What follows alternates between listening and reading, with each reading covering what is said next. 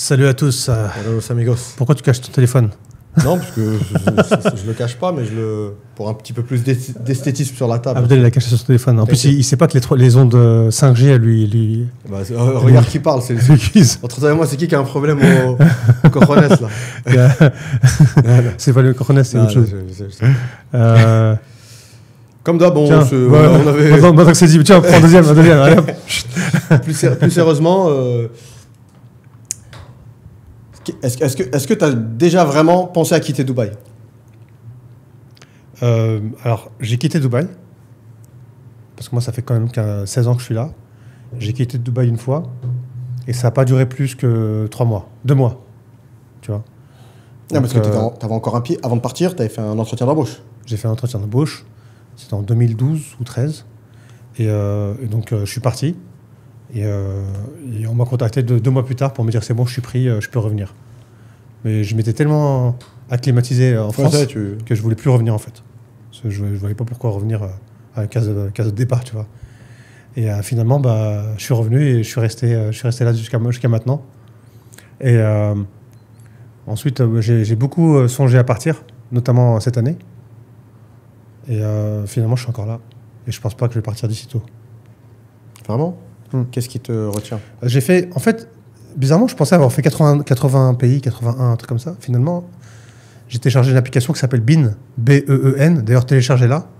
C'est une application pour ceux qui ont beaucoup voyagé. Vous mettez, c'est facile à mettre. Hein. Tu mets plus et tu mets tous les pays où tu as été. Et à la fin, ça te dit un total du monde que tu as fait en pourcentage. Tu vois. Mais en tout cas, j'ai fait plus que Théo. Théo Ritz? Non, pas Théo. Comment il s'appelle, le mec qui habite à Bangkok? Ah, j'ai oublié le nom, le mec. Je vois de qui tu parles. Et lui, il a téléchargé l'application, il avait genre 13%, je sais pas quoi. Moi, j'ai 23. Et en nombre de pays, ça donne 64. Quoi? Je pensais avoir fait plus, largement plus. Vraiment. Et ça, c'est quoi? J'ai une question pour toi. Ça n'a rien à voir. On part sur un autre sujet. Attends, vas-y, poursuis ton point. Et donc, en ayant voyagé, en ayant fait tous les pays, en fait, on y trouve du bien et des plus et des moins partout. C'est comme mon tableau que j'ai fait, c'est TPML. The Plus and Minus of Life. Tu connais ce tableau? TPML, The Plus and Minus of Life. Tu l'as pas? Non, mais je l'ai vu, mais je vois, tu m'as montré. Et en fait, il y a du plus et des minus partout. Tu vois, c'est des packages. Tout est package. Tu vois. Et à la fin, tu te dis, est-ce que ce package me correspond à mon package à moi, en fait? En fait, c'est un mariage de packages. Et quand tu vois la vie comme ça, comme une matrice de packages, tu vois que... Et je pense que ça facilite la vie. Et pour l'instant, Dubaï, ça correspond. C'est le package qui correspond le plus. C'est pareil. Juste pour la santé. Bon, j'ai beaucoup critiqué Dubaï dans la santé à l'époque. Et là, en étant parti en France, je suis resté assez longtemps en France, on va dire 3 semaines. J'avais un petit truc de santé à faire vérifier. Et j'ai pris un rendez-vous avec un spécialiste. J'ai dû prendre le... T'as été dans le privé, qu'on soit d'accord. T'as pas fait comme les gens y pensent, tu vas te faire soigner gratuitement en France. Ah, ok, non. J'étais en privé, dans le 7e. Le mieux noté, tu vois. Le mieux noté spécialiste, c'est le 7e. J'ai payé un sacré paquet parce que je suis pas à la Sécu. Et à la fin, il m'a sculpté rapidement. Donc voilà, quoi. Il m'a donné tous les tests à faire, sauf le plus important. Et j'en ai fait. Hein. J'ai passé une journée à faire ce test-là, une autre journée, 3 jours, 4 jours.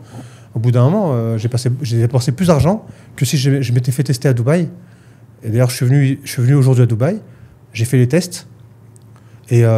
j'arrive à l'hôpital à Dubaï. Pareil, pas d'assurance comme d'habitude, tu vois. Donc, tu payes full amount.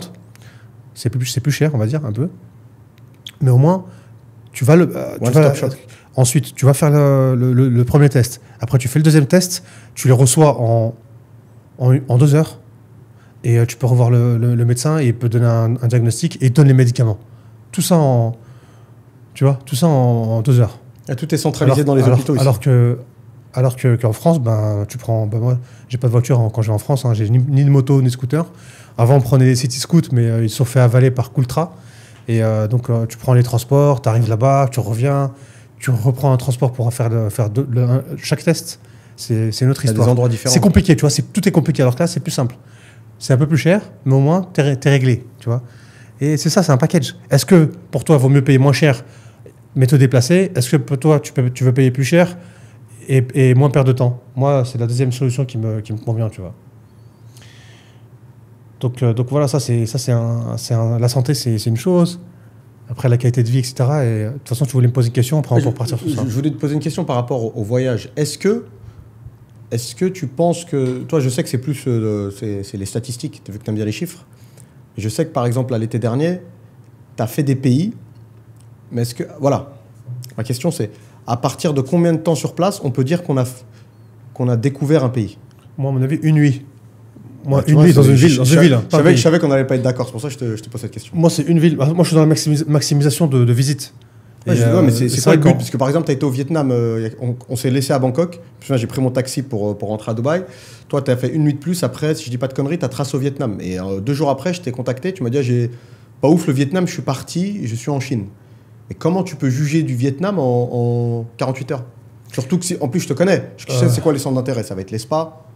En plus, corrige-moi si je me trompe. T'aimes pas trop tenter. Ça veut dire si tu découvres dans une destination, tu arrives, tu découvres 2-3 restaurants, tu tournes là-dessus. T'aimes pas trop, non?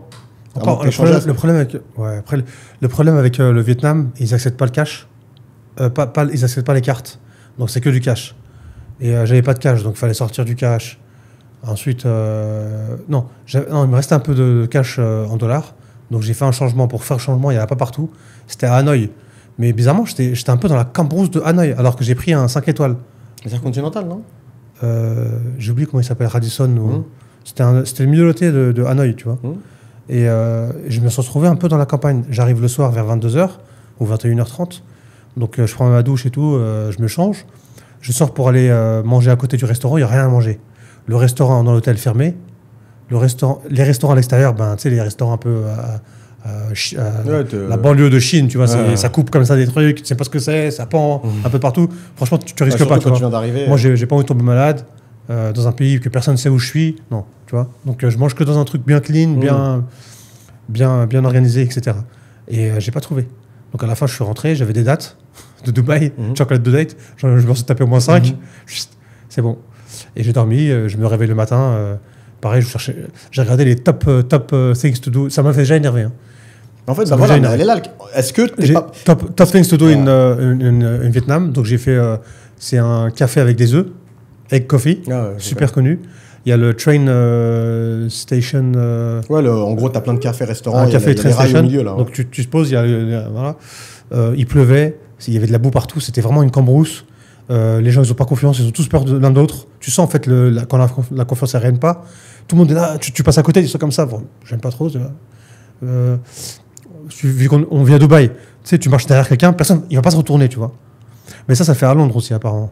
Mais est-ce que tu penses pas que Dubaï t'a matrixé? Parce que Dubaï, tout est concentré, t'arrives, c'est facile, il y a des changes, tout est simple. Ça veut dire, est-ce que tu penses pas que t'es trop dur et tu laisses pas la chance à un pays de te surprendre? Dès que tu regardes, le fait que tu puisses pas. Parce qu'à mon avis, il y a plein de bureaux de change. Juste, ils sont dans un secteur un peu loin. En fait, c'est pas que c'est compliqué, c'est que c'est des zones que tu connais pas. Par définition, c'est de la découverte, quoi. Est-ce que le fait que tout soit pas centralisé, tout soit pas simple, ça y est, toi, ça te suffit pour te stresser, c'est ça? Ouais. Donc, attends 2 secondes. Donc là, est-ce que toi, moi, je te demande, est-ce que tu connais le Vietnam? Est-ce que là, tu parles à quelqu'un qui va dire j'ai été au Vietnam. J'ai maximisé, j'ai fait du chat GPT. Tu vois, en 48 heures, tu as fait le Vietnam. Enfin, j'ai pas fait de chat GPT, mais j'étais sur Instagram, je sais pas quoi, le top 7 things, top 10 things to do in Vietnam. J'ai quasiment tout fait, tu vois. J'ai mangé ce qu'il fallait manger, j'ai bu ce qu'il fallait boire, j'ai vu ce qu'il fallait voir sur la ville de Hanoï, peut-être à 50%.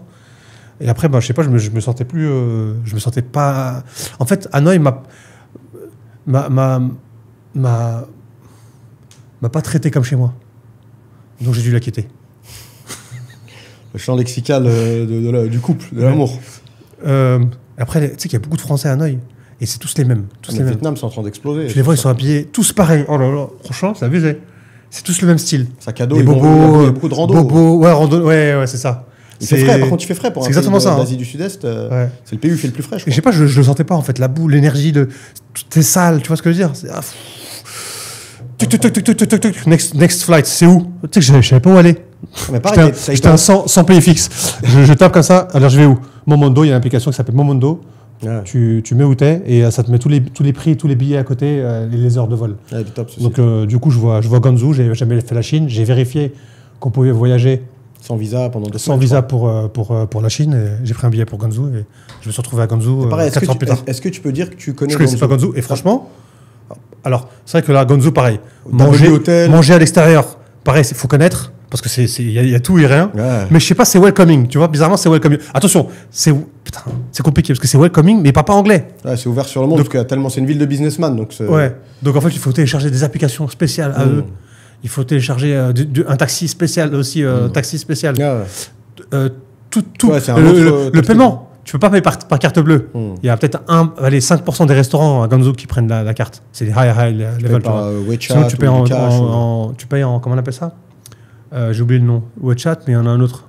Alipay, c'est ça. Et ils te rajoutent 3%. Ouais. Sachant que nos cartes à nous, les cartes de crédit, à Dubaï, ils prennent 3% quand tu es à l'étranger, plus des frais. Donc à la fin, tu prends 3, ça fait 6, 7, plus 7 ou 8. Donc à la fin, tu as entre 7 et 8 de extra, pour rien. Donc c'est un peu chiant ça par contre. Mais sinon, le pays, je trouve welcoming, les gens sont welcoming, ils font leur truc. Tu découvres beaucoup de choses intéressantes. Et les hôtels, les 5 étoiles, ils sont pas chers. Ouais, c'est vrai que c'est pas cher. Franchement, 5 étoiles, ultra classe. J'ai fait le Four Seasons. J'ai fait aussi le W. Le W, il est bien, le W. Ouais, j'ai fait le W, j'ai fait le Four Seasons. J'ai fait Grande Plaza et je sais plus quoi. Donc, mais tu sortais de l'hôtel? T'as été vraiment genre dans la rue? J'ai marché, j'ai dans plein de malls différents. J'ai interrogé beaucoup de monde. J'ai fait un vlog. D'ailleurs, ceux qui veulent regarder, me tiennent au courant. Non, mais c'est une vraie question, ça. C'est à partir de combien de temps on peut connaître un pays? Je sais que j'ai fait 5 nuits maximum. Hein. Non, la Chine, ça va, t'es resté quand même. Mais par exemple, le Vietnam ou... Vietnam, une nuit. L'année dernière, Danemark, t'es resté combien de temps? Danemark, une nuit. Et franchement, j'ai regretté après. Hein. Bon, super cher. Un bon hôtel, c'est 250 euros. Voilà. J'ai payé 250 euros. L'hôtel était un peu loin de la ville. Voilà. Il pleuvait. Mais franchement, Hongrie, t'es resté combien de temps? À l'Hongrie, par contre, j'ai fait plusieurs fois. Ah, ok, mais il n'y a pas une fois. Mais quand j'y vais, c'est un jour, mais j'y étais plusieurs fois avant. Plein de fois un jour. Plein de fois 1 ou 2 jours. 2 jours, ouais, 2 jours maximum, Hongrie. Je vais à Széchenyi. Pour ceux qui connaissent, c'est le bain naturel là-bas. Ouais. Et non, après, j'ai bien visité aussi. J'ai pris le bus tour. Moi, généralement, c'est ce que je fais quand je vais dans un pays. S'il y a un bus tour, je fais le bus tour. Et ça te permet vraiment de tout voir. En une journée, tu vois tout. Tu vois? Donc, après, c'est vrai que... Alors, moi, ce que j'aime bien, c'est d'abord peut-être partir en éclaireur, passer une journée. Si tu sens que tu es welcome, eh ben, tu restes. Si tu sens pas que tu es welcome, tu pars. C'est ce que j'ai fait. Tu vois, je suis arrivé au Vietnam, j'ai pas senti que j'étais welcome. En gros, dégage. Tellement t'as été de colon, tu veux, quand t'arrives, c'est chez toi. S'il vous plaît, je veux la dague. Donc ouais, voilà, c'est ça. J'ai pas vraiment aimé le Vietnam. Par contre, j'ai vu des vidéos de Ilan. D'ailleurs, Ilan, salut, si tu regardes la vidéo. Il est où? Il avait été à Da Nang? Non, il a été à Hanoï. Et apparemment, c'était bien. Non, mais c'est bien. Mais il n'était pas tout seul. Moi, j'étais tout seul. On avait fait on avait fait Bangkok tout seul pendant 5 jours. Ensemble, je veux dire. On a fait Bangkok ensemble pendant 5 jours. Et d'un coup, je me retrouve tout seul à Bangkok. Ah non. Non, à Bangkok, je me retrouve tout seul. Ah oui, c'est vrai, je suis parti. Je suis resté quoi? 1 nuit, 2 nuits tout seul. Après, j'ai bougé. T'as fait quoi, au fait, quand j'ai bougé? Je suis parti au Vietnam. Non, mais sur Bangkok, qu'est-ce que tu... J'ai fait un massage à 4000 bahts. Ouais. Un massage full... le mind et le soul. Tu vois, genre, c'est des trucs composés. Tu vas dans cette salle, après tu vas dans cette salle, tu fais des trucs. Voilà, ils utilisent plein de produits sur toi, c'est un peu spécial. 4000 bahts, c'est super cher pour un massage. Normalement, c'est quoi? C'est 500 bahts, je crois, un massage. Full body ou Ouais, full body, c'est 500 bahts, 400 bahts. 500 et 800. C'était 4000 bahts que j'ai fait. C'est vraiment pour voir qu'est-ce qu'ils offrent. Et finalement, non, je préfère. Et si tu le compares à celui de Bali, c'est Mignac, tu te souviens, celui avec les bambous? Non, il était mieux, ce Bali, le truc. Ah ouais, franchement, des fois, tu te dis, regarde, il y a un pays dans le monde, et je sais pas si les gens ils le savent, mais grâce à nous, en fait, on leur donne beaucoup d'informations internationales, tu vois, à l'international, comme Vienne. Vienne, c'est un pays spécialiste de café. Et quand tu vas dans n'importe quel café, il y a un café que j'aime bien à Vienne, au centre de Vienne, qui s'appelle Landmarkt. Landmarkt Café, ils ont une carte de café. C'est un design incroyable. T'as l'impression que t'es dans un train en 1860, tu vois.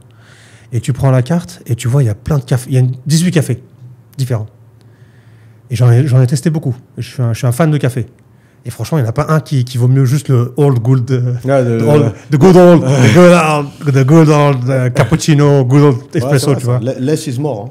Good old cappuccino, good old espresso, good old americano, c'est tout.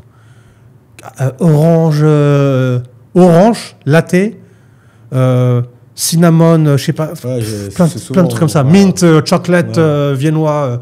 Au final, ils ont ils ont 18 cafés. Tu goûtes le café, tu te dis, ouais, ok. Au final. Et donc, je crois que c'est ça, en fait. Des fois, tu te dis, tu peux tester d'autres choses pour savoir, tu pars en éclaireur, mais finalement, il y a quelques trucs qui vont te plaire selon ton package et reste à ça, en gros. Mais, je sais pas. En fait, à mon avis, hein, si un jour tu vas au Vietnam, si tu vas à Hanoï, il faut vraiment que tu sois dans le mindset. Parce que toi, tu prépares avant de voyager maintenant.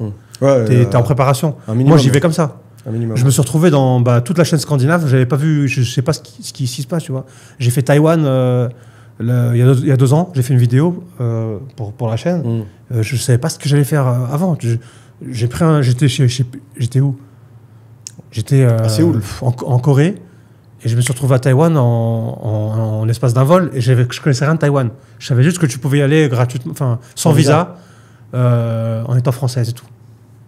Et j'ai tout découvert sur place. Tu vois, moi, j'aime bien ce style de voyage. J'aime bien aussi pas prévoir et tout faire de dernière minute. Ouais, quand t'es solo, de toute façon, c'est mieux. Hein. Après, quand t'es en famille, c'est plus compliqué. T'es obligé de faire un minimum de prépa. Donc après, c'est vrai que c'est chacun son package. Hein. Pour l'instant, c'est comme ça. Ouais. Et c'est quoi si tu m'avais dit, je crois, la destination que tu avais préférée pour le moment, c'est Moscou? Compliqué. En fait, je le dis souvent maintenant, quand on me demande c'est quoi ton pays préféré, je dis finalement, j'ai plus de pays préféré. J'ai des expériences préférées. Ça y est, part en mindset. Non, c'est vrai. Non, mais je vois ce que tu veux dire. Tu vois, au bout d'un moment, 63 pays. Attends, 63 pays selon BIN. Mais je pense que j'ai fait plus, j'ai l'impression. J'ai parlé avec d'autres potes. Mais t'en as fait beaucoup, t'as beaucoup fait les mêmes, non? Je sais pas, j'ai parlé avec d'autres potes, je leur ai dit. Il m'a dit, mais je pensais que j'avais fait 74, et finalement, il y a écrit que 60. T'as demandé à Bahar et Badardine? Non, j'ai pas encore demandé. Voyageur aussi. D'ailleurs, salam à vous. Hein. Mettez un like, un commentaire. Ouais, donc en fait, j'ai des expériences. Tu vois, par exemple, il est où mon meilleur massage? Peut-être que c'est Bali, à Seminyak, dans un petit gouigoui massage inconnu. Je sais même pas. Non, à Ubud. À Ubud. C'était pas cher en plus. À Ubud. Il était incroyable. Alors qu'on a fait des trucs un peu genre. C'était vraiment. Des fois, on a fait beaucoup de massages high level, super cher. On allait à Hamo, pour ceux qui connaissent, à Canggu. On allait à Springs. Springs, c'est vraiment une licence australienne, c'est ça? New Zealand, je crois. New Zealand. C'est top. Hein. C'est la classe, c'est 300 000 bahts, 300 000 roupies. Et c'est bien. Mais bizarrement, le meilleur massage qu'on a fait, c'est là-bas. C'est à Ubud. Il coûtait 10% du prix de Springs. Parce que c'est la masseuse sur qui tu vas tomber aussi. C'est ça qui... Et maintenant, tu me dis, OK, c'est où le meilleur massage? C'est là. C'est où le meilleur repas? Je vais dire tel pays. Tu vois, c'est des expériences que tu rates. Tu vois, par exemple, l'expérience qu'on a vécue à Bangkok, l'expérience culinaire qu'on a fait dans le restaurant japonais. J'étais au Japon. J'ai vécu une petite expérience, mais après, je ne savais pas. J'ai pas fait ça. Tu vois, je pense que le Japon, c'est mieux, sans doute. Bah oui.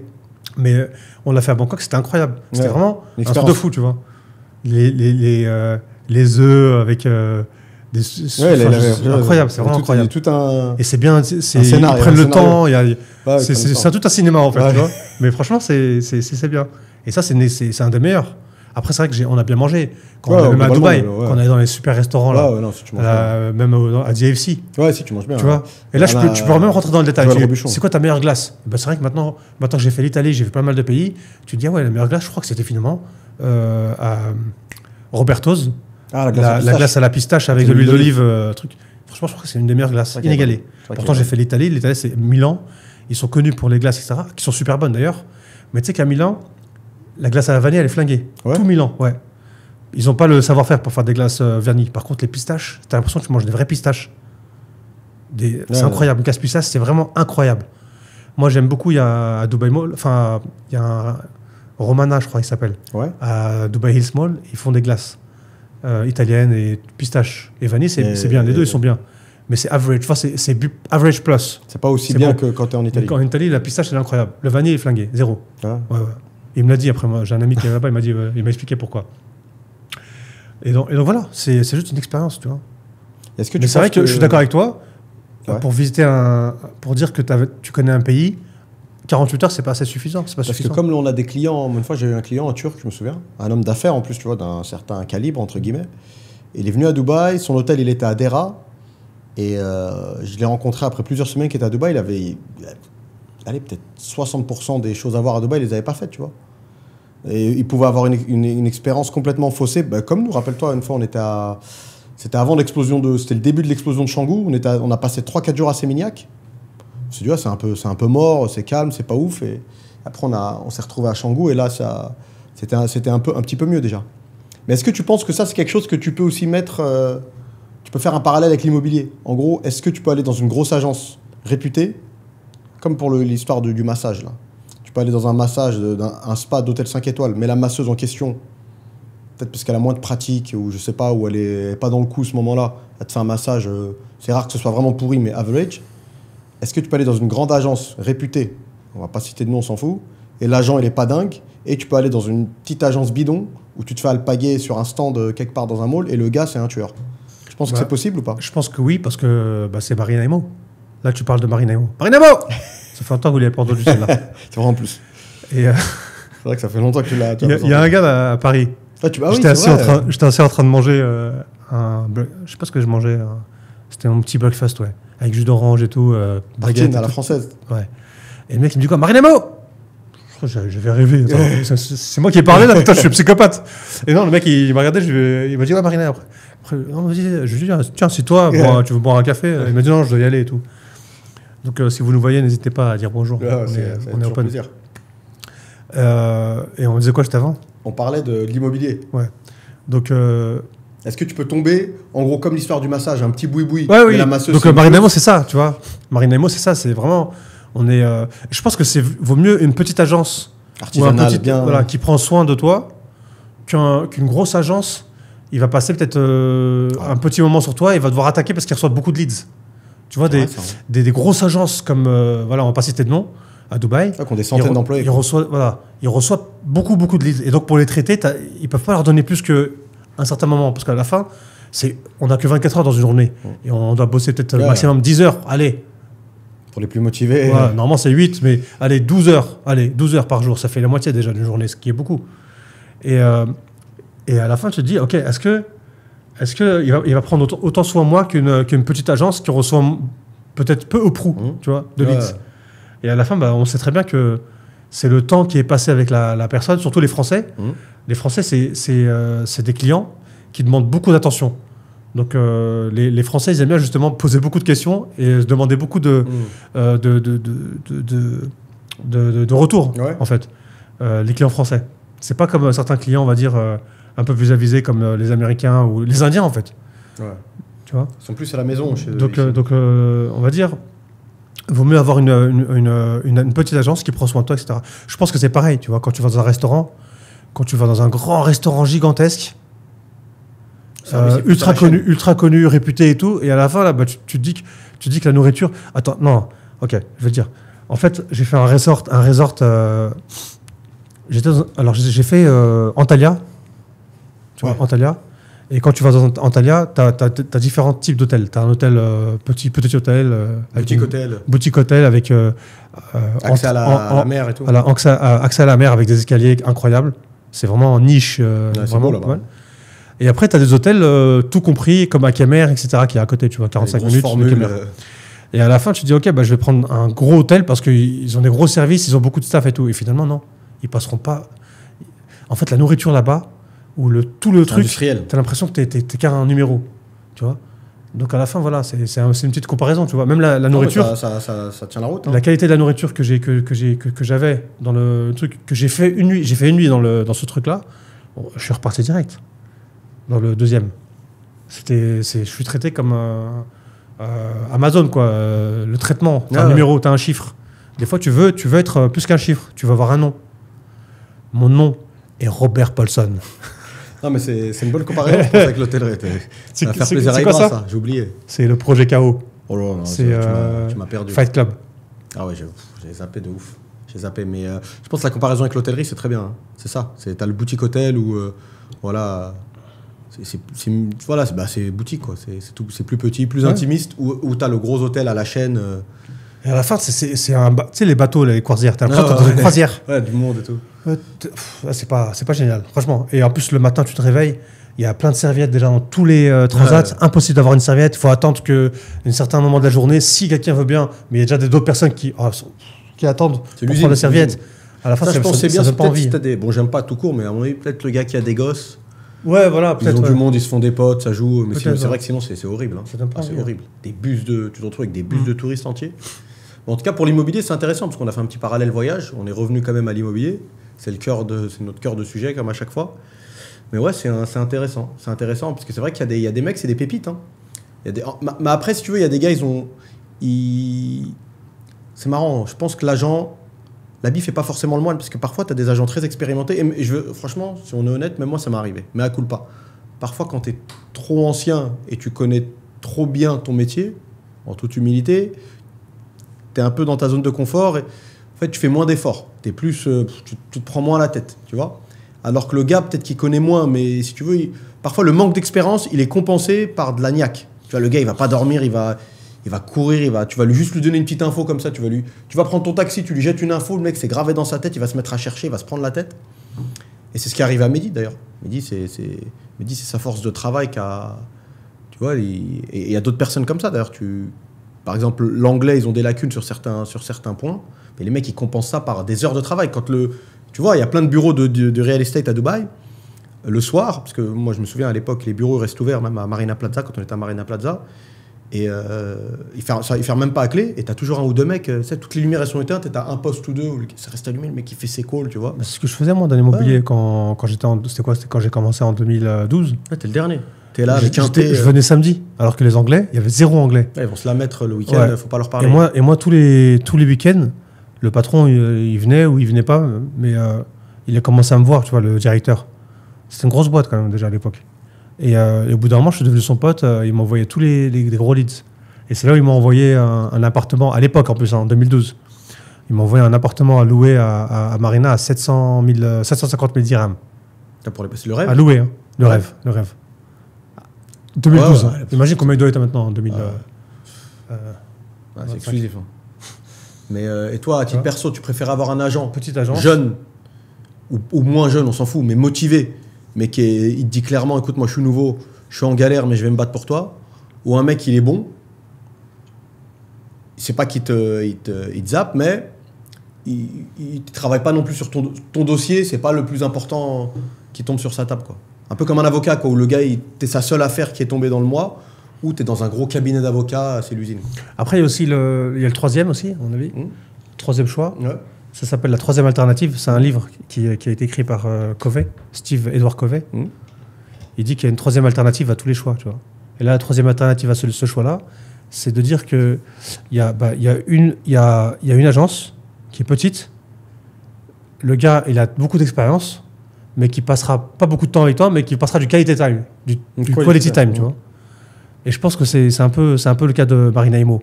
Parce qu'on ne veut pas dire qu'on ne reçoit pas de leads, on reçoit quand même beaucoup de leads, mais on passe le quality time parce qu'on sait qui est un acheteur et qui ne l'est pas. Il y a beaucoup de personnes qui nous contactent, qui veulent prendre juste des informations.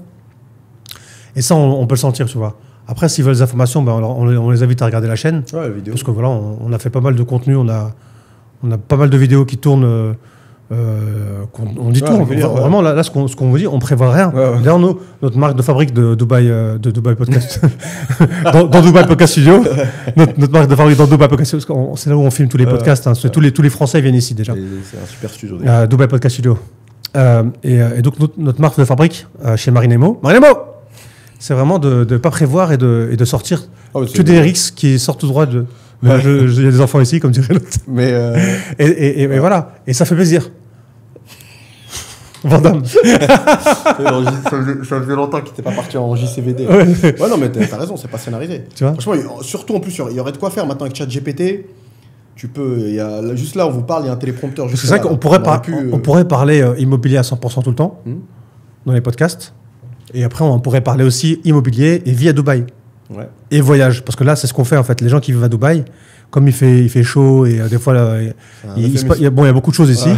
Des fois, tu as envie de prendre un peu l'air. Et la meilleure chose pour prendre l'air, c'est de prendre un billet d'avion et partir dans une nouvelle destination et explorer.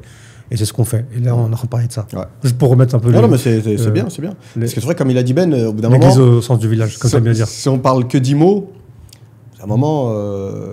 on va se répéter, c'est normal, il faut se répéter. Moi, à la base, je voulais pas. Ben, il me disait non, il faut se répéter, parce qu'il y a des nouvelles personnes qui tu vois, tu sais pas. Je voulais même faire... Ouais.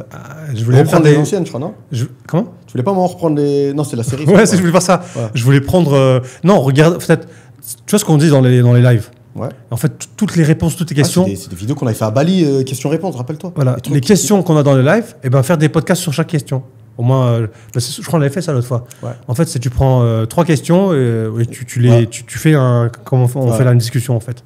Mais ouais, déjà on l'avait fait, on pourra le refaire, mais c'est vrai que c'est pas pour faire les oracles, on en avait parlé, mais franchement, il y a plein de sujets qui sont arrivés entre guillemets tendance dans l'immobilier francophone et autres, même dans d'autres podcasts, et franchement, c'est des trucs qu'on avait traités depuis longtemps.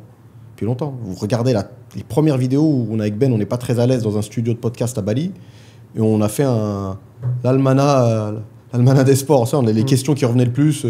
On a fait le lexique de l'immobilier. Parce qu'il y avait beaucoup de Français. C'est vrai qu'à l'époque, c'était les SPA, tout ça, down payment. Les gens, certains, ils comprenaient pas. Ouais. Snagging. Ouais. Et d'ailleurs, tu sais ce qu'on m'a... Tu sais, on m'a parlé de quoi récemment là. Il commence à avoir de plus en plus un business qui émerge. D'ailleurs, à Bali, c'est en train d'exploser. Parce qu'il y a beaucoup de problèmes liés à ça. Et à Dubaï, ça commence à bien grimper. Des sociétés spécialisées dans le snagging, qui font du snagging poussé. Genre, ils arrivent, ils ont des machines qui déterminent, toi, ça va te plaire, déjà les fenêtres, l'isolation, prévoir l'humidité, etc. J'ai un ami qui m'en a parlé là hier, et Warda, Dubai Girl, de la chaîne YouTube, qui est très actif, un petit big up à elle, qui est très actif sur les lives. Elle m'a dit qu'elle comptait recruter une société... passer par une société comme ça à la livraison de ses biens. Donc il y a quelque chose qui est en train d'émerger, c'est fini les snagging un peu par l'arrache, parce qu'au final, on va pas se mentir, hein, quand tu fais le snagging d'un studio, quand tu as l'habitude, c'est vite vu, entre guillemets. C'est souvent les mêmes choses où ça déconne, hein, c'est la robinetterie, les poignées de porte, les petites bavures de peinture, certaines lattes. Bref, donc à surveiller. Apparemment, les sociétés en question, elles poussent le truc vraiment loin, genre elles arrivent avec des niveaux. Parce que c'est vrai que là, on a visité un bureau il y a pas longtemps, le sol, c'est un peu spécial, quoi. C'est un peu spécial. Mais en tout cas, ouais, bonne analogie. Dites-nous, vous, dans les commentaires, si vous préférez... On va rester sur l'immobilier. Hein. Si vous préférez passer par une petite agence qui risque de passer soit beaucoup de temps, ou au moins du quality time, le fameux kata, ou alors une énorme agence qui n'est pas forcément mauvaise, hein, mais c'est un petit peu plus à la chaîne. Mais après, c'est... Moi, je pense qu'il y a du bon dans tout. Moi, à titre perso, moi aussi, je préférais le côté boutique, mais il y a du bon dans tout parce que, après, c'est la loi des nombres, l'immobilier. Demain, tu vas acheter chez une énorme agence. Le gars, il t'a basé en 2 heures, c'était réglé, et il t'accorde pas beaucoup de temps, il n'a pas créé forcément une bonne relation humaine. Mais par exemple, demain, le jour où tu veux revendre, eux, ils ont un pool d'agents, ils en ont des centaines, 300 agents, 400 agents, tu vois.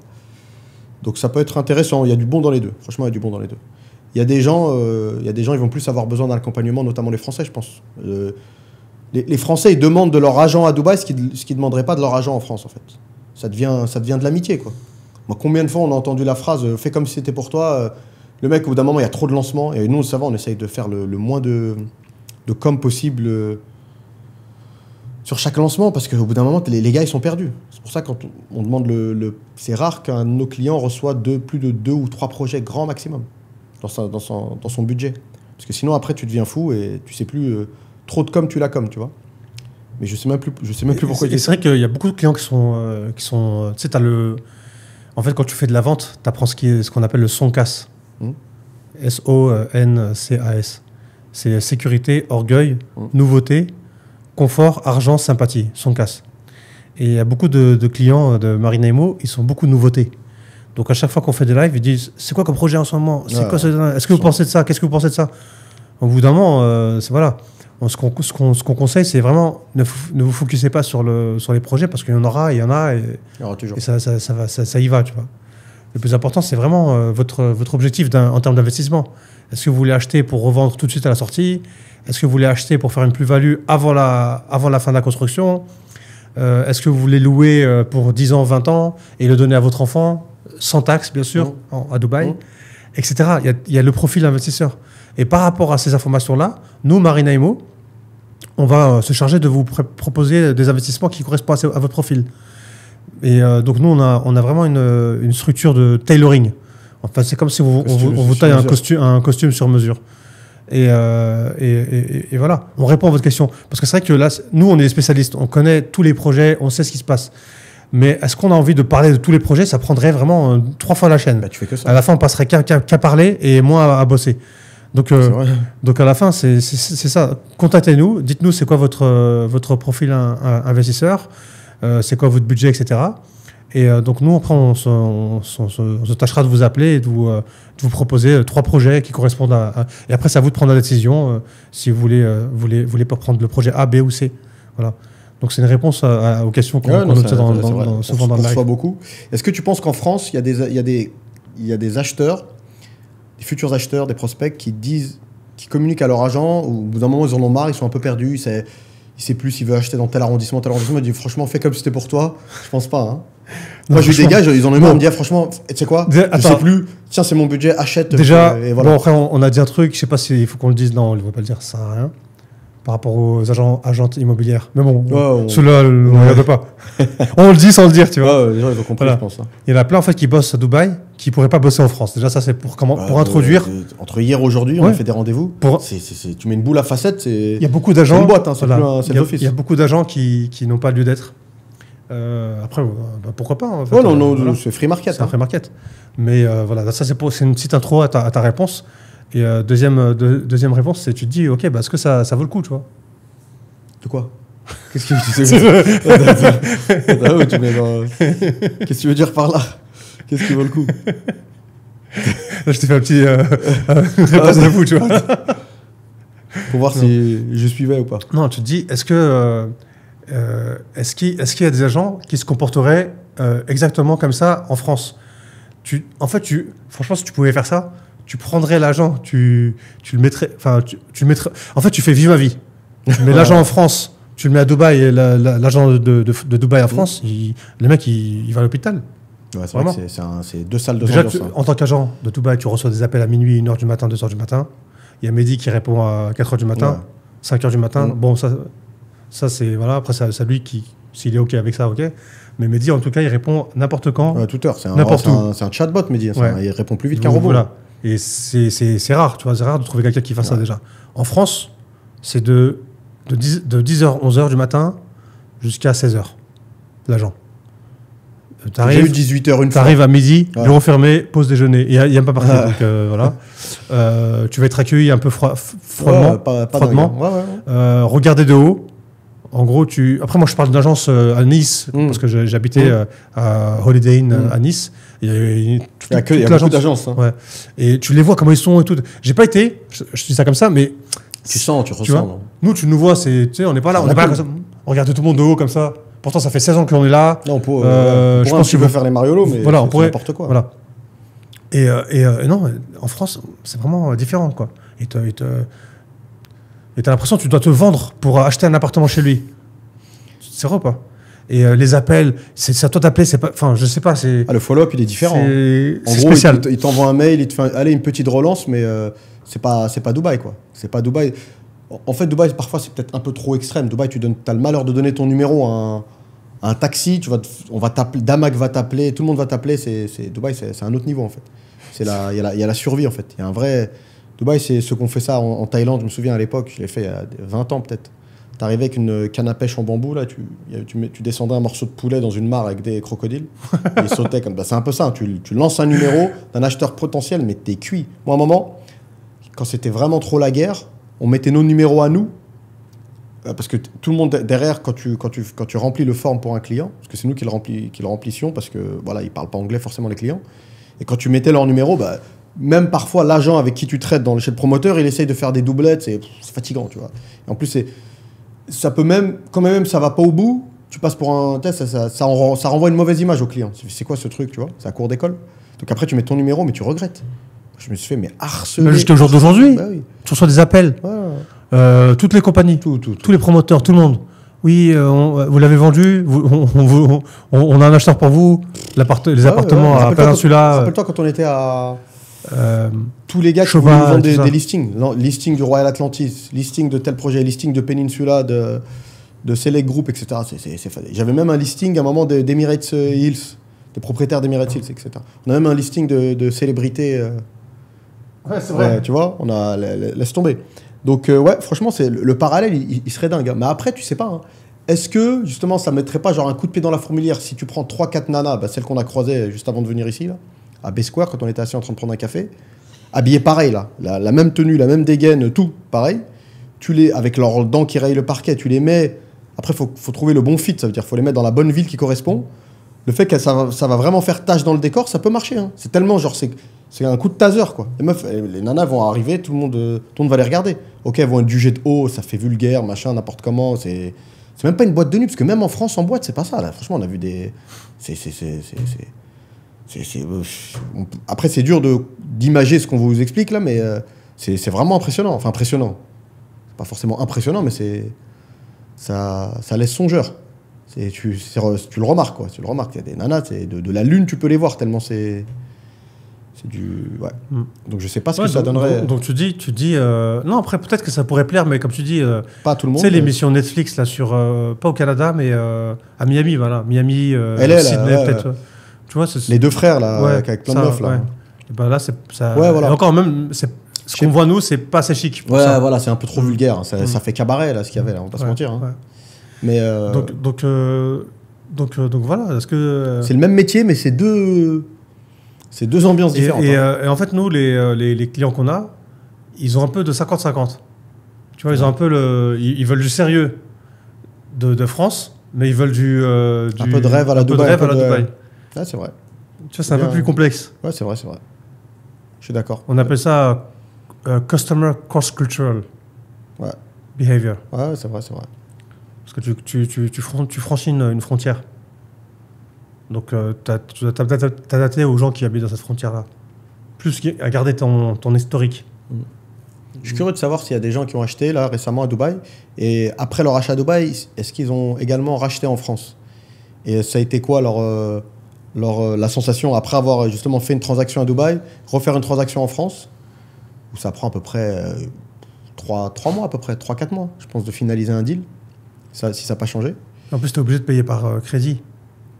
Non, tu peux payer en comptant, mais... Tu peux payer en comptant? Bien sûr. Pas en cash, mais tu peux payer. Et encore, même si c'est justifié. Après, je pense pas que le vendeur accepte, mais tu peux payer... non, mais évidemment, tu peux payer. En France, tu peux payer par bien sûr. À partir du moment où ton argent est clean, tu as récupéré tes dividendes de ta société, tu as tout payé dessus, ou toi-même, tu as vendu une propriété, l'argent, il est clean, il est traçable de A à Z, ouais, tu peux payer. D'accord. Il y en a qui le font. Moi, je connais quelqu'un qui fait beaucoup de ventes aux enchères, il fait que des achats comptants. Mais c'est vrai que son argent, il est clean, quoi. Faut pouvoir le justifier, quoi. Moi je pensais qu'en France c'était une obligation d'avoir accès au crédit, prendre un crédit pour acheter. On a un de nos clients qui a acheté il n'y a pas longtemps là. Il a acheté l'appart, lui il est comptable, il a acheté l'appart d'un de ses clients à Nice. Il a payé 120 000 € au comptant. D'accord. C'est un one bed? C'est un one bed mais bizarre, sur cours, pas dingue. Il est loin. Hein. Non, en fait il est bien placé. Bah, c'est un quartier que tu connais bien en plus. Il est à côté, tu vois, il y a Malongo. Il y a la cathédrale, il y a un café Malongo. Ouais. Bah, tu laisses Malongo, voilà, c'est vers là. Quartier Malongo est à gauche. Malongo est à gauche, tu vas du côté de Malongo où il y a un peu de mecs bourrés qui traînent, tu sais pas. Il y a beaucoup de gens avec des chiens à ce côté-là, je sais pas pourquoi. C'est un mélange de punk à chien, de clando du bled, de tchétchènes, parce qu'il y a aussi une petite communauté tchétchène qui reste. Ouais. Il y a quelques sandwicheries, il y a un super mec qui vend des fruits et légumes, mais c'est clean. Et t'es super bien placé. 120 000 €, c'est rien, hein. C'est rien, mais parce que l'appart, il est pas en super condition, et je t'ai dit, c'est un studio, mais en fait, c'est comme une cave aménagée. D'accord. Il n'y a pas de lumière qui rentre, il n'est pas lumineux, etc. Mais j'aime bien, moi, quand c'est... avec un super design, sur Airbnb, ça peut bien tourner. Ouais, clairement, parce que l'emplacement, il est top. Surtout, tu regardes les prix maintenant de Nice, c'est des fous. Hein. On a vu celui-là, s'il est bien aménagé, bien décoré, peut-être qu'il peut tourner à 150. Ouais, bien sûr. Par jour. Ouais. C'est incroyable. C'est le Airbnb. Après, le problème de la France, c'est qu'il y a trop de règles mises en vigueur par rapport au Airbnb. Mais c'est vrai que tu as beau dire ce que tu veux, le tourisme en France reste... je sais pas les chiffres, hein, mais Ben, tu y étais il n'y a pas longtemps, il y a quand même du monde. Hein. Tu as beau dire ce que tu veux, la France, elle n'a pas dégringolé. En fait, tu vas à Paris, tu vas à Paris avec des touristes. Voilà, c'est que ça. Ouais, tu vas à Opéra, tu passes devant la Cyril Grolet. Là, que ce soit le 7e, que ce soit Sacré-Cœur, que ce soit Place Clichy, tout ce que tu veux. Non, Paris, ça reste... Parce qu'en fait, il y a des destinations qui sont tombées. Et je pense que Dubaï est tombé là-dedans, par contre. Dubaï est tombé là-dedans. Je pensais que Bangkok aussi était tombé là-dedans, mais là, visiblement, Bangkok sont un peu en train de dégringoler. Gentiment. Il y a beaucoup moins de visiteurs. Apparemment, l'année 2025, c'est un peu l'hécatombe en termes de visites. Les Chinois, ils boudent un peu. Notamment, c'est le Vietnam qui est en train de grimper. Apparemment, c'est dû notamment au baht qui a augmenté. En fait, ça faut faire gaffe. Hein. C'est pour ça que le branding, c'est compliqué. Parce qu'à partir du moment où ta destination, elle tombe, c'est-à-dire c'est très dur, c'est pour ça que tous les promoteurs immobiliers font des collabs. C'est-à-dire c'est comme si nous, demain, notre marque de fabrique, sans le vouloir, tu sais ce que c'est le branding, c'est genre... en fait, même le gars qui pense ne pas en faire, il en fait. Parce que son branding, c'est le fait qu'il n'en fasse pas. Et nous, justement, on n'en a pas... C'est pas qu'on n'en a pas fait, mais on a joué la carte brute de pomme. Mais au final, c'est devenu notre branding à nous. Ouais. Et si du jour au lendemain, on commence à faire les gars... on a des costumes à la maison, on pourrait sortir des costumes, trucs machin. Je pense qu'on va perdre des gens. On va peut-être en prendre des nouveaux, mais en tout cas, la base, elle va partir. Et là... j'ai l'impression que c'est peut-être en train de se passer, parce qu'en fait, pendant longtemps, la Thaïlande, c'était la destination pas chère. Ça commence à arriver à des prix qui restent moins chers que l'Europe, mais ça reste beaucoup plus cher qu'avant. Il y en a, ils veulent plus, en fait. Ils veulent plus. Moi, j'ai connu la Thaïlande pas chère, maintenant, si ces prix-là, j'y vais plus. C'est vrai. Hein, tu vois, donc, tu peux vite t'enfermer dans ton branding. Alors qu'en fait, ça les vaut. Franchement, les malls, là, par exemple, les centres commerciaux à Bangkok, c'est du haut niveau. Mais c'est vrai que tu veux un bon hôtel à Bangkok, c'est 200 €. Hein. On a payé combien? C'est 200 €? 200 €. Ouais, 200 €, W. Ouais. Après, il y a aussi tu peux payer beaucoup moins cher, mais tu veux un... Après, je pense que c'est pas génial. Après, je sais pas. Ça va, c'est que nous, quand tu prends de l'âge, on restait pas longtemps, tu veux un minimum de confort. Et on n'a pas regretté parce que le lit est super confortable. Franchement, la literie était vraiment bien. 150, 200 €, c'est ça. Maintenant, peut-être que tu prends un hôtel à... Ah, mais il y en a, ils ont connu la Thaïlande à 40 €, 30 €, tu vois. Et des trucs bien placés. Mais maintenant, c'est vrai que tu veux être vraiment bien placé sur Sukhumvit ou certains quartiers pas loin d'une BTS station, là. C'est pas donné. Hein. Ça tourne. Ouais, c'est là où il y avait le W. Ouais, c'est là où il y avait le W. Ouais. Et t'as vu le café qui est juste en face? Tu sors du... Ah non, c'est W ou Intercontinental? Ouais, c'est W. Tu sors de W, tu prends la station BTS, pour le BTS, là, ouais. tu descends, c'est là où t'es parti, t'as pris ton taxi. Le café, le petit goût qu'on a trouvé juste avant de partir. Ouais, c'est souvent comme ça dans les... Comme par hasard. C'est à la fin que tu trouves des trucs... Un café, oh là là. Franchement, il est... Milan, comme je disais, Milan, c'est là. Et le café, il était quasiment un peu bas, parce que Milan, j'aime beaucoup. Mais c'est l'ambiance aussi à Milan. C'était incroyable. Le café, là, il est très, franchement, on a bien mangé. Très bon. Non, c'était un super bon séjour. Ils ont la culture du café en Thaïlande, ce qu'on pourrait pas imaginer, en fait. Hein. Ouais, c'est vrai. Hein. Au Vietnam aussi, mais Vietnam, je sais pas, ils sont sucrés leur café, c'est un peu relou. Café aux œufs, là. Avec coffee. Ils ont un autre café bizarre, je le trouve vraiment trop sucré. Ouais. Mais en tout cas, c'est... Voilà, quoi, dites-nous ce que vous en pensez, les gars, dans les commentaires. C'est qu'il faut faire attention, ça c'est un vrai truc, ne pas s'enfermer, ne pas s'enfermer, mais tu t'enfermes quoi qu'il arrive. Et pour sortir, tu es obligé de passer par des collabs. Quoi. Danube, s'il n'avait pas fait des Aston Martin Tower ou s'il n'avait pas acheté des plots mieux placés, Maritime City, et même à Maritime City, il a été obligé de faire une collab Lamborghini, etc. Parce que sinon, pour les gens, Danube, c'est le gars qui fait des trucs à 1% d'Indien. Quoi. Donc c'est... Bingatti, Jacob Zenko, Mercedes, Bugatti, parce que c'est pour les gens, Bingatti, c'était... tout le monde pensait que c'était un promoteur indien avec des couleurs, code chromatique orange. Mais c'est bizarre, il est sorti de l'ombre il y a 1 an, hein, Bingatti, le CEO. Il a mis un coup de deuxième, là, c'est impressionnant. C'est le fils qui a repris les commandes. C'est le fils, je crois. J'ai pas trop suivi, moi, en interne, vraiment ce qui s'est passé. Et il est sorti de l'ombre, vraiment, il est sorti de l'ombre il y a 1 an. Tu commences à voir que voilà, il fait des jeux concours, il commence à se promouvoir sur Insta. Je crois que Ben là, ils doivent être, je pense, hein, j'ai pas vu les stats, mais je pense qu'ils sont dans le top 3 en termes de volume. Et tu vas à JVC, je crois que 20% des projets, c'est eux, je crois, sur tout le quartier, qui est énorme, qui est immense le quartier. Il a fait une vidéo sur Instagram et il a dit que il a expliqué un peu sa stratégie. C'était vraiment de commencer petit, pour lui petit, tu vois. Donc c'est créer plusieurs immeubles qui se ressemblent tous et à occuper une certaine partie de Dubaï. Et ensuite, commencer à prendre l'argent de tous les bénéfices et réinvestir sur des gros projets comme maintenant, quoi, tu vois. Et après, créer une collab pour monter l'image de marque et s'associer à des marques de luxe reconnues internationalement. Et après, il a divulgué son Son que plan, c'est lui quoi. le honneur parce que évidemment, finalement, moi je pensais que c'était un Indien, comme tu dis. Ouais, Parce que longtemps. en fait, le style des bâtiments qu'il avait fait à l'époque, c'était un style indien, quoi. Orange, clair. Ouais, Tu vraiment, vois, ouais. orange clair, gris et blanc. Du curry, le truc. C'est Tu vois ce que je veux dire? comme Tiger un peu. Moi, pendant longtemps, je pensais que Tiger, je savais pas que c'était un Syrien. Hein. Enfin, je l'ai su. Ça fait longtemps maintenant que je le sais, mais dans les débuts, j'étais persuadé que c'était un truc indien, Tiger. Tu le voyais à Silicon Oasis partout. Ouais, beaucoup, c'est économique. Tu vois, il a commencé par là-bas et maintenant, il est partout. Partout. C'est vrai qu'en volume, c'est énorme. Hein. Et là, il y a des quartiers où tu vois que lui. JVC, par exemple, il y a un quartier où tu vois que du Bingati. Elle a une présence à JVC. Là. C'est l'équivalent de Emar, mais pour des quartiers à devenir. C'est vrai, hein. Mais c'est vrai qu'Arjan, il est Arjan. Bonne question. En tout cas, hier, On n'a pas vu. On n'a pas vu Bingati à Arjan. J'ai vu Danube pas mal à Arjan. Samana énormément. Ouais, ils ont pris Arjan. Ouais, mais après, le seul hic avec Bingati, c'est que c'est bien beau le marketing. Mais après, en même temps, est-ce que c'est pas les codes de Dubaï? Parce que Dubaï, tu peux pas te permettre d'être trop subtil dans ton marketing. Parce que tu pourrais dire, le mec, il met de la super qualité. En fait, il coupe une partie du marketing, il met tout dans la qualité. Mais est-ce que ça va se vendre aussi vite? Est-ce que ça va se vendre aussi bien? Donc voilà, parce que c'est bien beau de mettre Jacobs & Co, etc., des joailliers ou des constructeurs de supercars, comme Bugatti. Mais après, il faut que la qualité et la finition elles soient au rendez-vous, quoi.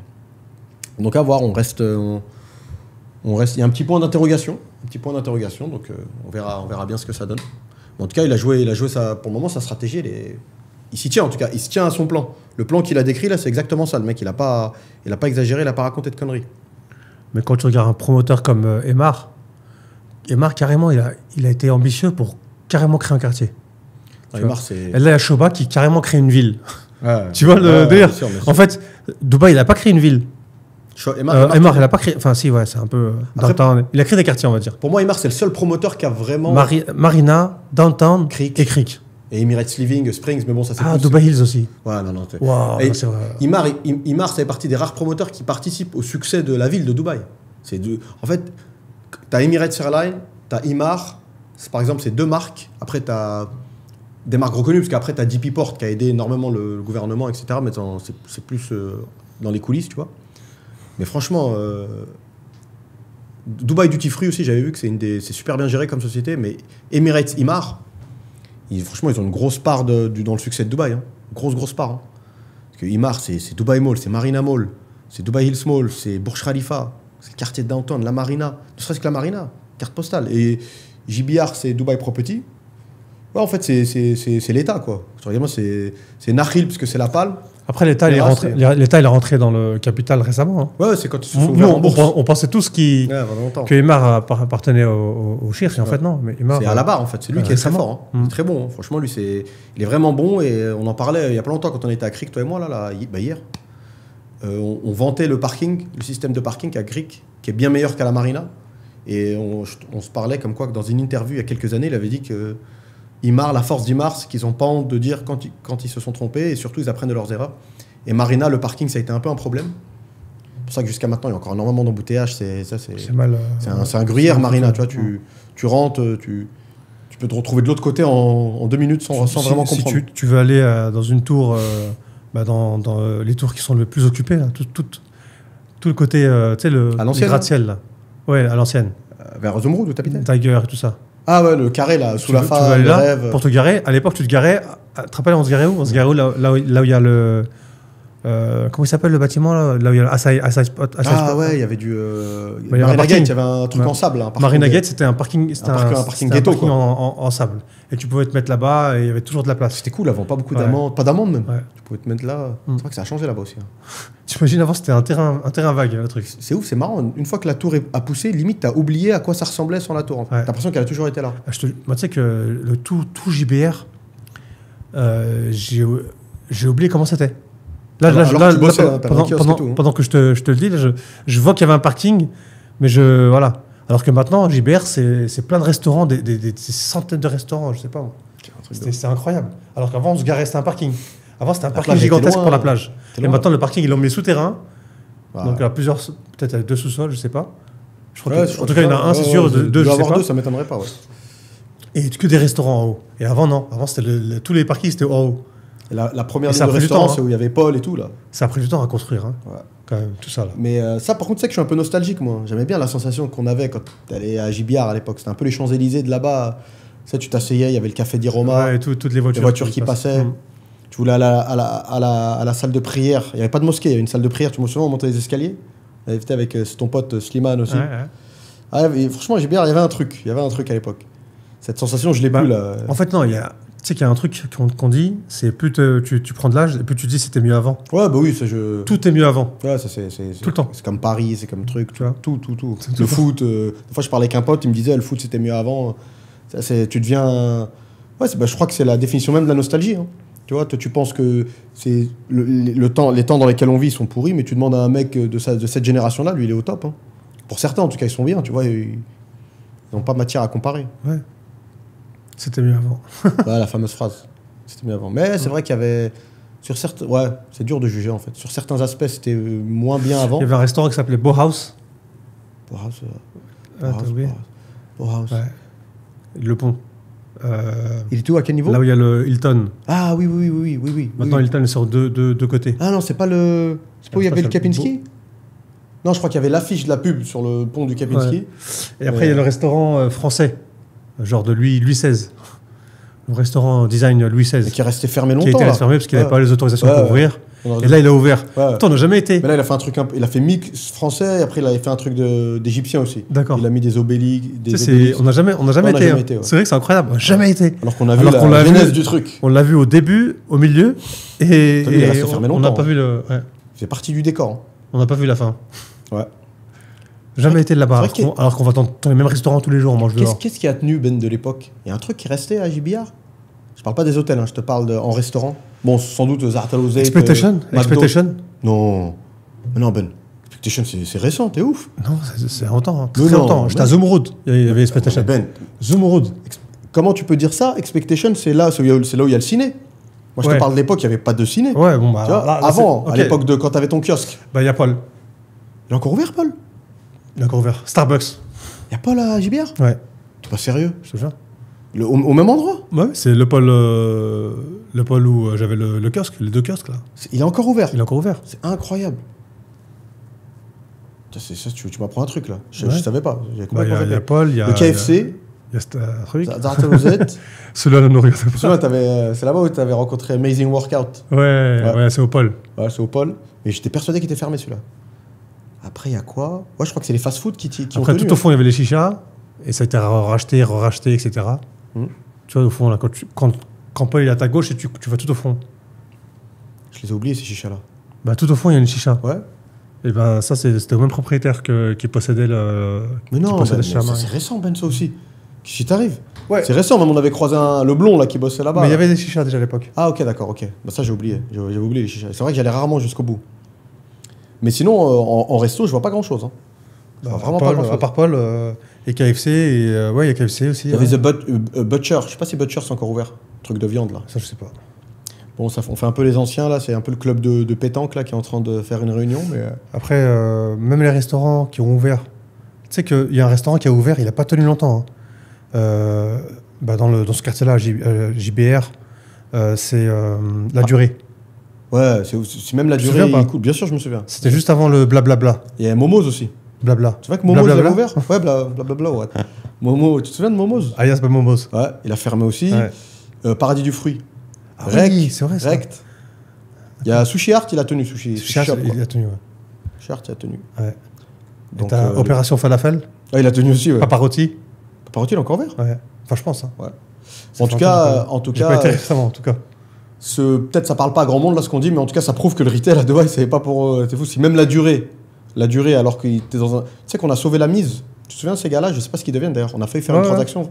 On a entre guillemets sauvé la mise, c'est un grand mot, mais on a rencontré des clients qui avaient une grosse expérience et très successful d'ailleurs de père en fils dans la boulangerie, parce que tu peux faire énormément d'argent dans la boulangerie en France. Et eux, ils sont arrivés avec la mentalité française, c'est-à-dire être sur une zone passante, quoi. Avoir du passage, mentalité française, où les gens.